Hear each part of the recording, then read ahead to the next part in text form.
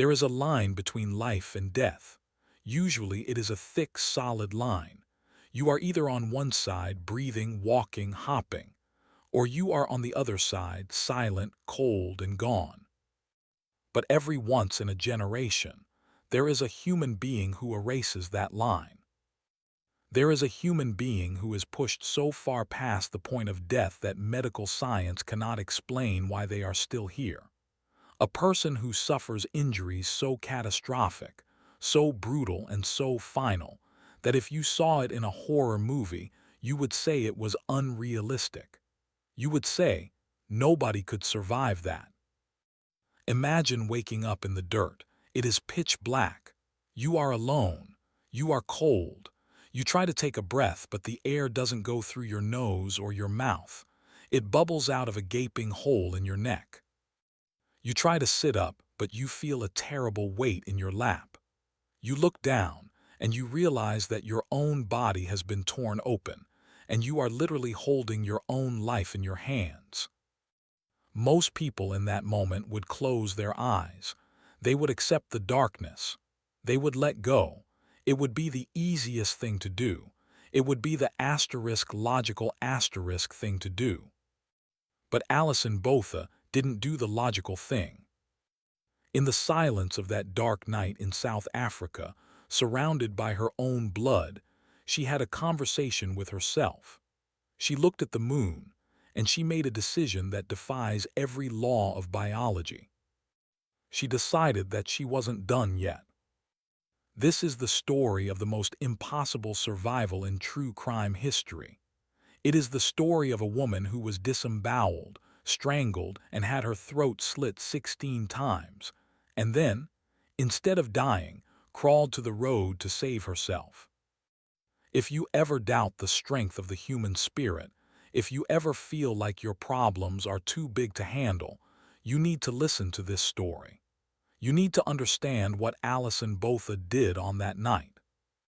Please hit that subscribe ** button and turn on notifications. This is a story about the victory of light over the darkest kind of evil, and you need to hear it to believe it. The night it changed *. To understand the horror of what happened, we have to look at the innocence of how it started. December 18, 1994, Port Elizabeth, South Africa. Alison Botha was 27 years old. She was the head girl of her high school class, a responsible, kind, vibrant young woman. She had a bright future. She had friends who loved her. She was the kind of person who played by the rules. It was a warm summer evening in the Southern Hemisphere. Alison had spent the evening with friends. They were laughing, playing games, eating pizza.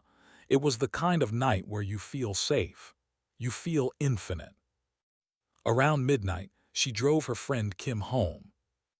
They parked outside Kim's apartment complex. They chatted for a bit, said their goodbyes, and Kim went inside. Alison was alone. She lived just a few minutes away. She put her car in gear and started to drive towards the gate of the complex. But the gate didn't open. She tried again, nothing. She realized she must have parked in a visitor spot that didn't trigger the sensor, or maybe the gate was stuck. She wasn't scared. Why would she be? It was her neighborhood. She opened her car door and stepped out to reach the intercom. She was exposed for maybe 10 seconds. But in the world of predators, 10 seconds is a lifetime. Out of the shadows, a man appeared. He was holding a knife. Before Alison could scream, before she could get back in the car, he was on her. He shoved her into the passenger seat. "Move over," he hissed, "or I'll kill you." Alison scrambled over the center console. Her heart was hammering against her ribs like a trapped bird. Then the driver's side door opened. Another man got in. Two of them. Frans Toit and Theuns Kruger. They weren't just robbers. They weren't just carjackers. These were men who were hunting. They called themselves the Ripper Rapists. They had a dark, twisted fantasy that they wanted to enact, and Alison was the unlucky soul who crossed their path. The car sped off into the night. Alison sat between them, trapped. The knife was pressed against her side. This is the moment where the victim's mind usually breaks. The shock is too much. But Alison remembers thinking clearly. She remembers looking at the road signs. We are passing the highway. We are heading towards the beach. We are going to the bushes. She started talking to them. She used the same instinct we've seen in other survivors. She tried to humanize herself. "You can take the car," she said. "Just let me go, I won't tell anyone." The man with the knife, Frans Toit, laughed. It was a cold, empty sound. "We're not going to let you go," he said. "You know that." They drove to a secluded area called Nordhoek.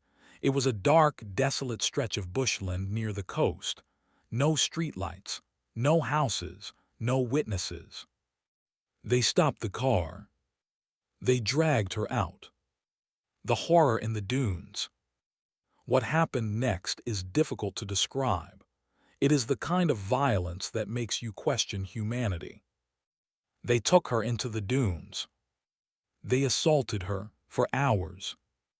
They taunted her. They told her exactly what they were going to do to her. They told her that she was never going to see her mother again. They told her that she was trash. Alison tried to fight, but they were too strong. She tried to scream, but there was no one to hear her. Eventually, she realized that fighting was making them more aggressive, so she stopped. She lay still. She prayed. She thought, if I just survive this part, maybe they will leave. Maybe they will take the car and go. But Frans Toit and Theuns Kruger had no intention of leaving a witness. They had a plan, a ritual. They decided it was time to end it. Frans Toit forced his arm against her windpipe. He began to strangle her. Alison fought for air. She clawed at his arms. She felt her vision going black. The stars above her started to spin. The darkness closed in. She lost consciousness. To the attackers, she was dead. But she wasn't dead. She had just passed out from the lack of oxygen. She woke up moments later. She was groggy. She couldn't move. She heard them talking. "Is she dead?" "I think so." "Make sure." And then the nightmare truly began. Frans Toit took his knife. He looked at Alison's body lying in the sand. He stabbed her in the stomach, but he didn't just stab her. He sliced her open. He dragged the knife across her abdomen with such force that he completely eviscerated her. Her reproductive organs, her intestines, her stomach, everything was exposed to the dirty sand. Alison felt it. She was conscious, but she couldn't move. She couldn't scream. She knew that if she made a sound, they would finish the job. So she lay there, paralyzed by pain and terror, while her body was torn apart. But they weren't done. "She's still moving," one of them said. "Cut her throat." Frans Toit took the knife to her neck. He sliced once, twice. He sawed at her throat. He cut through the thyroid. He cut through the muscles. He cut through the veins. He slashed her throat 16 times. The only thing he didn't cut, the only miracle in a night of hell, was the main carotid artery. He missed it by millimeters. If he had cut that, she would have bled out in seconds. They stood over her. They looked at their work. It was a scene of absolute carnage. No human being could survive that. "Nobody can live through that," they said. Satisfied, they turned around. They walked back to Alison's car. They got in. They drove away. The taillights faded into the distance. The sound of the engine disappeared. Silence returned to the dunes. Alison Botha was left alone in the dark, destroyed, bleeding and open to the elements. The decision. This is the moment. This is the moment that separates Alison Botha from everyone else. She was lying on her back. She could feel the cold sand entering her wounds. She could feel the warm blood pooling around her head. Her brain should have shut down. She should have gone into shock and drifted away. It would have been peaceful. But Alison opened her eyes. She looked up at the moon. And a thought entered her head, a clear, loud voice. I am not going to die here. I am not going to be just another statistic. I am not going to be a body found in the bushes. I have a life. I have things to do. I have a wedding to plan one day. I have children to have one day. She tried to sit up. The pain was blinding. It was white-hot agony that seared through every nerve ending. As she sat up, she felt something heavy fall onto her legs. She looked down. It was her own intestines. Her stomach had fallen out of her body. Panic tried to set in.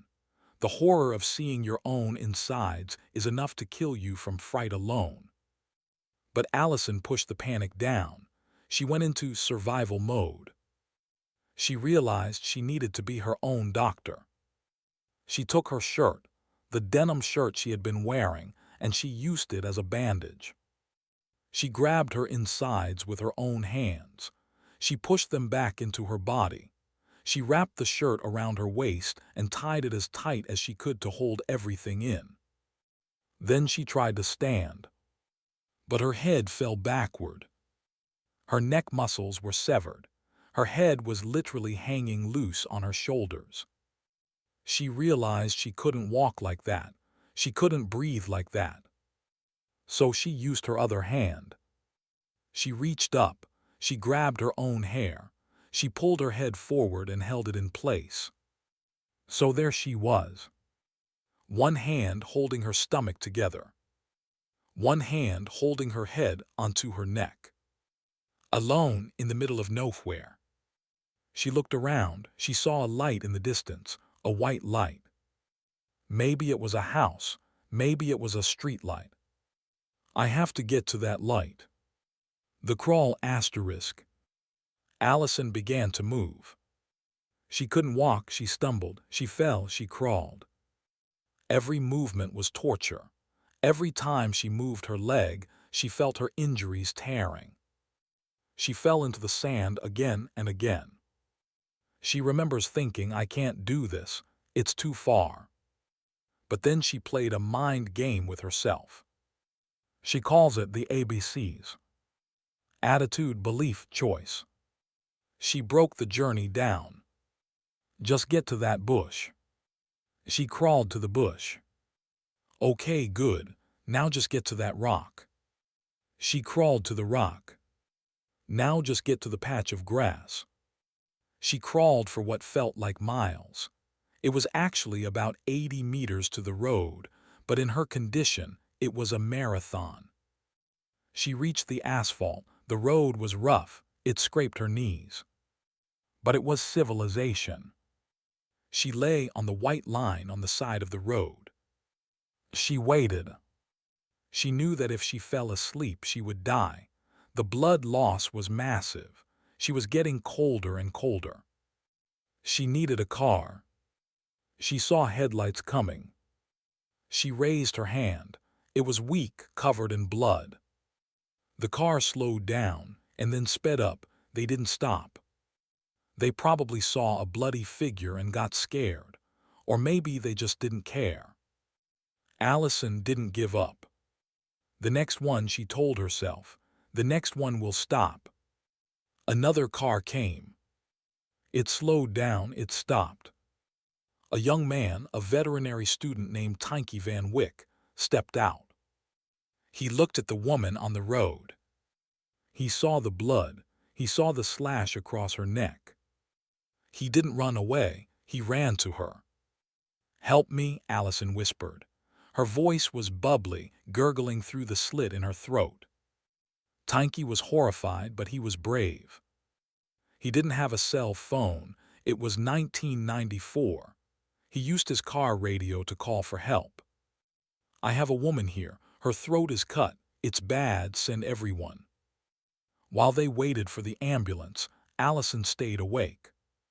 She remembered something vital.